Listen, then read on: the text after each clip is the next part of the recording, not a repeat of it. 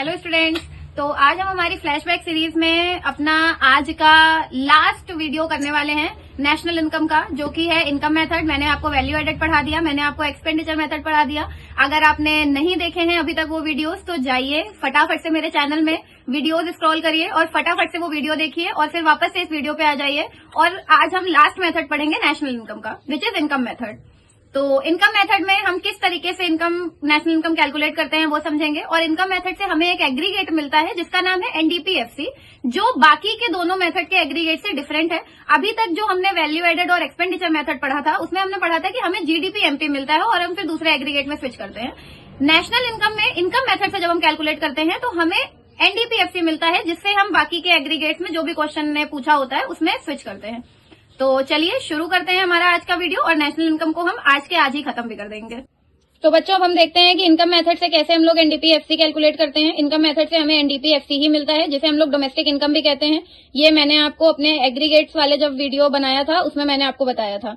इसमें 5 कॉम्पोनेंट होते हैं जिनको ऐड करके हमें एनडीपीएफसी मिलता है। 1 is profit, rent and royalty, interest, mixed income और लास्ट होता है कंपनसेशन ऑफ एम्प्लॉइज। अगर ये कंपोनेंट्स ऐसे ही सब आपको गिवन है तो आपको कुछ नहीं करना है, आपको डायरेक्ट ऐड करके एनडीपीएफसी निकाल देना है। बट अगर ये डायरेक्टली गिवन नहीं है तो इन्हें कैलकुलेट करना पड़ता है। अगर प्रॉफिट गिवन नहीं है तो आपको डिविडेंड दिया होगा, कॉर्पोरेट टैक्स दिया होगा और अनडिस्ट्रीब्यूटेड प्रॉफिट दिया होगा। अनडिस्ट्रीब्यूटेड प्रॉफिट को बच्चों हम लोग रिटेन अर्निंग्स भी बोलते हैं। तो अगर ये दिया है, इन तीनों को ऐड करिए। इन तीनों को जब आप ऐड कर देंगे तो आपको प्रॉफिट मिल जाएगा।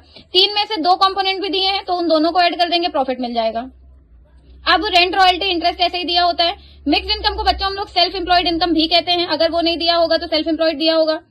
कंपनसेशन ऑफ एम्प्लॉइज कैसे निकालते हैं? Wages and salaries in cash, जो अर्न करते हैं एम्प्लॉइज वो।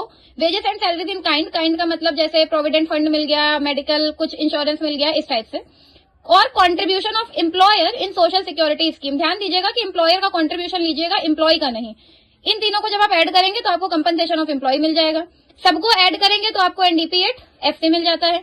अब इसमें कभी कभी क्वेश्चन में ऑपरेटिंग सरप्लस भी गिवन होता है, या ऑपरेटिंग सरप्लस आपको फाइंड आउट करने के लिए कहता है। तो अगर ऑपरेटिंग सरप्लस गिवन है तो आप 3 चीजें नहीं लेते हैं, रेंट, रॉयल्टी, इंटरेस्ट और प्रॉफिट। इन तीनों को नहीं लेंगे क्योंकि ये ऑलरेडी ऑपरेटिंग सरप्लस में ऐड है।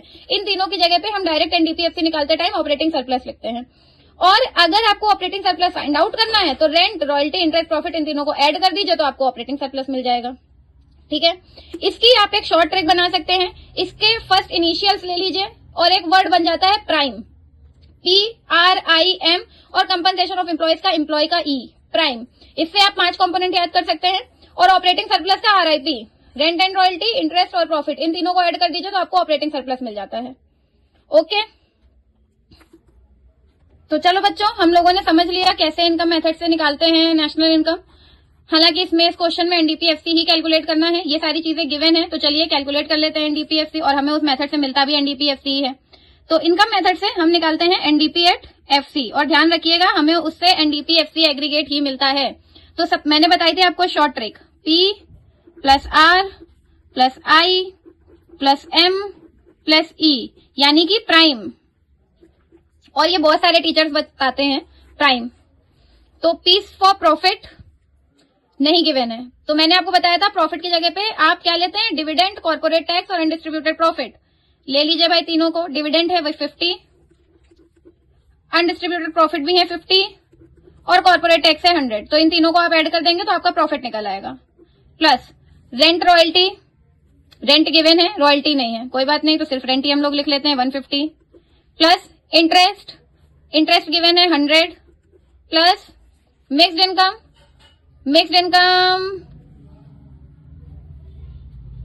मिक्स्ड इनकम बच्चों आप लोगों को क्वेश्चन में नहीं गिवन है।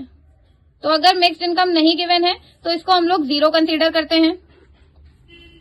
एम्प्लॉइज कंपनसेशन देखिए दिया हुआ है, नहीं दिया है। तो अगर नहीं दिया होता तो उसको हम लोग कैलकुलेट करते हैं वेजेस एंड सैलरी।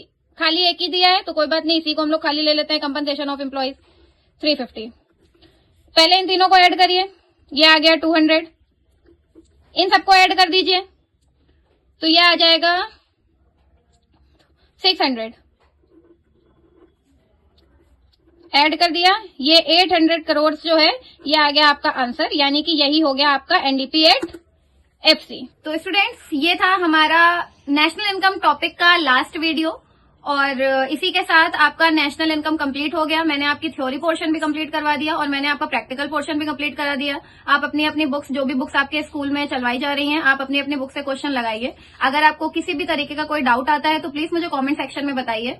और अगर आपको वीडियो अच्छा लगा हो तो लाइक करिए, अपने दोस्तों के साथ शेयर करिए, बहुत बढ़िया बढ़िया से पढ़ाई करिए, क्योंकि आपके बोर्ड्स आ चुके हैं, दोनों बोर्ड की डेट शीट भी आ गई है।